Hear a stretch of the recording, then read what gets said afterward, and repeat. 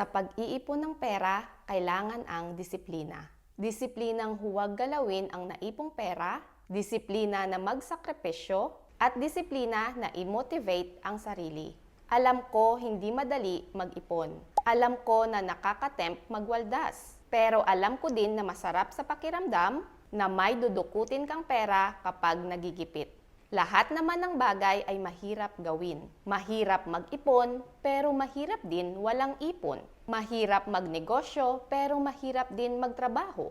Ang buhay ay hindi madali, pero nasa sayo kung anong mahirap ang pipiliin mo. Kaya, choose wisely.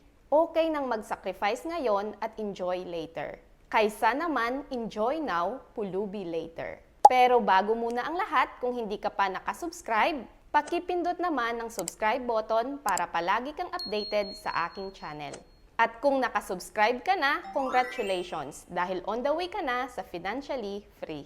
Ngayon, simulan na natin at pakinggan mo ang number 4. Kasi dahil dito, marami ang hindi nakakaipon. Paano nga ba ako nakaipon ng 50K sa loob ng 1 year? Una, alamin ang target amount. Sa pag-iipon, kailangan na alam mo ang iyong numbers. Magkano ba ang balak mo na iipunin? Hindi pwede na sasabihin mo na lang na mag-iipon ako at wala namang clear amount kung magkano. Sa pag-alam ng iyong numbers, tumutulong ito sa iyong isipan para abutin ang iyong plano. Gaya lang yan ng pagmamaneho. Kung hindi mo alam ang direction like left or right, siguradong ikaw ay maliligaw. So kapag alam mo na, just say ang goal or target amount mo sa isang taon ay 50,000. Ngayon naklaro na ito sa iyong isipan, ang iyong isip ay mag-iisip ng iba't ibang paraan kung paano ito maaabot.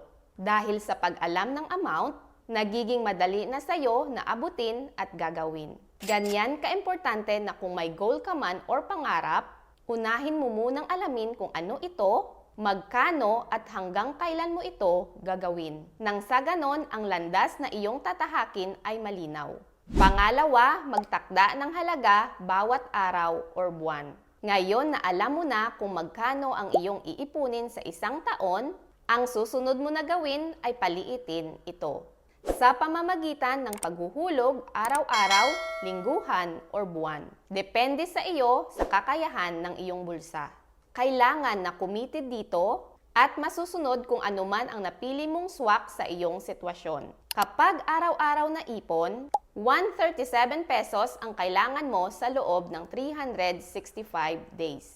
Kapag lingguhan, 962 pesos sa loob ng 52 weeks. At kapag buwanan naman ang napili mo, 4,167 pesos sa loob ng 12 months. Ito ang mga halaga na nakadepende sa iyo kung ano ang iyong pipiliin. At kung natapos mo na, mayroon kang 50,000 pesos sa loob ng 1 year. Diba kapag pinaliit, mas achievable at madaling mag-ipon? Ang arawan ay maganda sa may business like tindahan dahil daily ang income. Ang lingguhan ay pwede sa construction na every week ang sahod. Ang buwanan ay pwede naman sa mga empleyado like office staff, teachers at yung 15-30 ang sahod. Ito ay mga halimbawa. Piliin mo lang ang swak sa iyong budget at mas convenient. Pangatlo, magkaroon ng savings buddy. Iba din yung may partner ka. Mas ganado at ayaw mong mabigo. Maghanap ng savings buddy, either best friend, friend or partner mo. Gumawa kayo ng goal together at dapat bawat isa sa inyo ay accountable. Ang kabady mo ay siya yung taga-monitor ng iyong ipon, ka-challenge ng iyong ipon goals, at gagabay sa iyo bilang inspirasyon para mas effectively kang makakaipon. Makakatulong din siya sa pagpapaintindi sa iyo sa mga bagay na dapat mong pagkagastusan. Magbibigay ng motibasyon kapag ikaw ay nanghihinaan ng loob at mag-encourage na manatiling motivated. Dahil isang challenge talaga ang pag-iipon, lalo na sa panahon natin ngayon. Ngunit achievable naman ito. Kung magkaroon ka ng disiplina sa iyong sarili, tamang paggastos ng pera, at may kabady kang kasama sa iyong journey. Kapag may ka-challenge kasi tayo, Nature na sa tao na ayaw magpatalo. Kaya nagbibigay pa ito ng drive sa'yo na mas makaipon ng marami. Piliin mo ang kabady na same sa iyong goal, mindset, or katulad mo din na may pangarap. Dahil kung sino man yon, isa siya sa makakatulong na maabot ang iyong goal na makakaipon ng 50,000 in 1 year katulad ko. Pang-apat, iwasan ang pag-scroll sa social media. Kung hindi ka man online seller, iwasan mong tumambay dito. Marami na kasing ads na lumalabas, matetempt kang bumili. Sa pag-scroll mo online, maaapektuhan ang iyong buying behavior. Mas lalo kang magiging buyer or consumer, instead sa pagiging seller or producer. Sa social media, mararamdaman mo din ang insecurities, comparison, and wanting for more. Sa kapapanood mo sa iba, magbabago tuloy ang iyong pananaw sa buhay. Bibili ka ng ganito, ganyan dahil ayaw mo din magpahuli sa trend. Sa halip na ipon ang goal mo, ngayon unti-unti na itong nagbabago. Feeling mo deserve mo din ng ganito, mag-travel doon, at makipagsabayan sa iyong friends or colleagues. Okay naman to treat yourself paminsan-minsan. Pero mas better itong gawin kapag naabot mo na ang iyong goals. Ang social media ay isang platform ng investment at mga post na nagpapakita ng produkto at serbisyo. At maaari na makapag-udyok sa'yo na gumastos. Nagdudulot din ito ng distraction at mawala ang iyong focus sa pag-iipon. Higit sa lahat, mahahambing mo pa ang iyong sarili sa iba. Panglima, mag-journal tuwing iipon. Malaki ang naitutulong ng journalizing. Nagbibigay ito excitement tuwing iipon at may visual kang nakikita. Ito ay pwede i-diary or mag-check boxes. Kung diary ang iyong napili, pwede mo dito sabihin kung ano ang iyong nararamdaman tuwing iipon. Sa ganitong paraan, may babalikan ka at babasahin.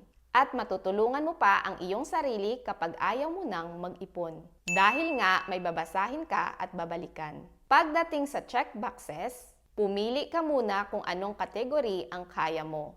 Arawan ba, lingguhan, or buwanan. Kapag alam mo na, isulat mo sa papel ang breakdown. At checkan mo every hulog. Example, lingguhan ang iyong napili. Gumawa ka ng notes katulad nito sa loob ng 52 weeks. Checkan or mark mo lang kapag successful kang nakakahulog. Again, bakit maganda itong gawin? Una, may makikita kang visual. Pangalawa, tumutulong sa'yo na maging excited na tapusin ang iyong sinimulan. Isa din itong paraan upang makita mo ng harapan ang iyong potensyal at progress. Kaya, huwag itong maliitin at simulan mo nang gawin. Sabi ko nga kanina, ang pag-iipon ay hindi madaling gawin. Lalo na mataas ang presyo ng bilihin at mga gastusin araw-araw. Pero dapat nating tandaan, ang savings ay investment sa iyong kinabukasan at iyong pamilya. Ang pag-iipon ay hindi lang habit, ito ay isang commitment. Kahit maliit ang kita, basta't may goal at consistent, ikaw ay may mararating. Dahil kahit anuman kalaki ang pera na pumapasok sa iyong bulsa, kung hindi ka marunong humawak at mag-ipon nito, ikaw pa rin ay hindi makakaipon. Kaya huwag lang panay reklamo.